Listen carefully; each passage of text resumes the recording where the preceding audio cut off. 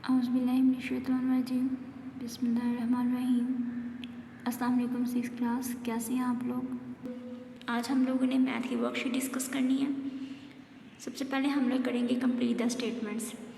Number 1, a pattern in a phenomena that represents regularly based on set rule और condition. कि pattern हमारे पास एक ऐसा फिनोमेना होता है जिसमें हम एक सेट कर लेते हैं रूल को या पे कंडीशन को, जिसके अकॉर्डिंग हम डिफरेंट टर्म्स उसकी सीक्वेंस की उस पैटर्न की फाइंड करते जाते हैं। जैसे कि इसकी हमने प्रैक्टिस की थी एक्सरसाइज 6.1 में। इसमें क्वेश्चन था 9, 13 एंड 17।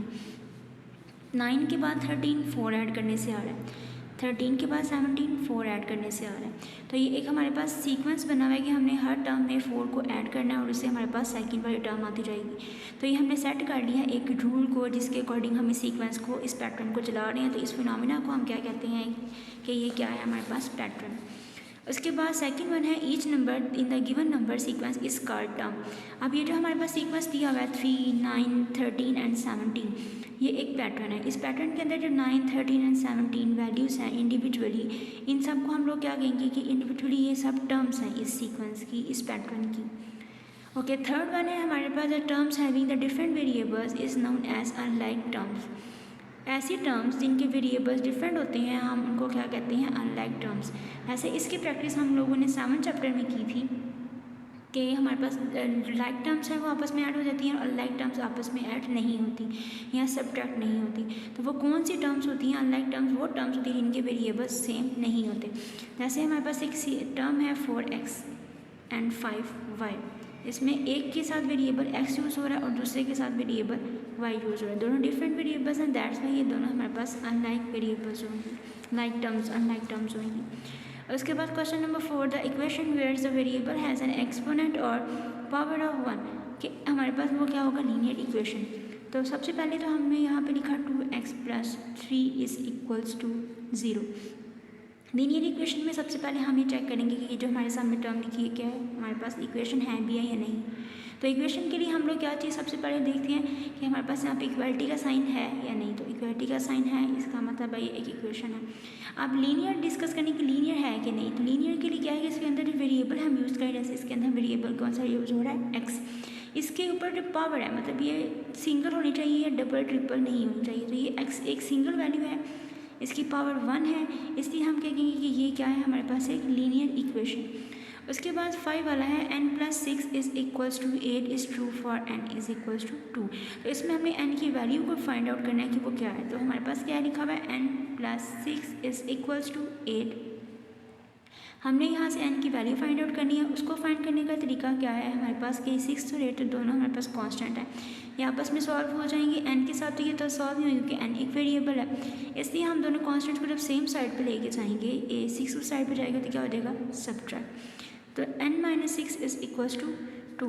तो ये हमारे पास क्या लिखा हुआ है, n + 6 is equals to 8 is true for n is equals to 2। अब कौन हैज़ 1 वर्टेक्स। अब वर्टेक्स बताना है, वर्टेक्स क्या होते हैं, जितने उसके अंदर कोने, उस शेप के अंदर कोने होते हैं। ऐसे हमारे पास कौन क्या शेप है, एक सर्कल बनाया और उसके बाद एक ऐसे। तो यहाँ पे हमारे पास इसके अंदर कितने कोने यूज़ हो रहे हैं, एक ही सर्कल है और उसके अंदर ये हमने एक शेप ट्राइंगल। तो इसके अंदर कितने कोने यूज हो रहे हैं, एक कोना है, क्योंकि ये तो एक सर्कल की शेप बनी हुई है, इसके अंदर कोई कोना भी नहीं है। तो ये एक कोना हमारे पास यूज है, इससे इसका वर्टेक्स कितने हो जाएंगे, 1। By means 2। The basic angle in the construction of angle is 60। तो जब हम लोगों ने 10.3 की थी, 10.2 की थी सॉरी, तो उसके अंदर हमने एंगल्स ड्रॉ किए थे और हर एंगल को ड्रॉ करने के से पहले हम 60 का एंगल ड्रॉ कर रहे थे। जैसे 30 का एंगल ड्रॉ करना है तो उसके लिए भी हमने पहले 60 का एंगल ड्रॉ किया, उसके बाद उसको हमने हाफ कर लिया था। तो इसलिए जो बेसिक एंगल है किसी भी कंस्ट्रक्शन में, किसी भी एंगल की कंस्ट्रक्शन में जो सबसे पहले हम एंगल ड्रॉ करते हैं वो कौन सा एंगल होता है, 60 का। उसके बाद triangle is a polygon with 3 side straight edges and 3 angles. Okay, हमारे पास ट्राइंगल कौन सी शेप होती है कि ऐसी शेप जिसके 3 हमारे पास एजेस, 3 साइड्स होती हैं। तो 3 साइड्स हैं तो उसमें एंगल्स भी कितने होंगे, 3। तो ऐसी जो शेप है इसमें 3 साइड्स होती हैं और 3 एंगल्स होते हैं, उसको हम straight angle edges, straight lines होनी चाहिए और 3 एंगल्स होने चाहिए। वो कौन सी होती है हमारे पास शेप, ट्राइंगल। उसके बाद द लास्ट वन है a line has no end points. तो जब हम लोगों ने लाइन की डेफिनेशन को रीड आउट किया था उसमें क्या था कि हम पॉइंट्स लेते हैं, अनलिमिटेड पॉइंट्स होते हैं हमारे पास और वो हम उसको ज्वाइन करते जाते हैं और हमारे पास एक लाइन बनती जाती है।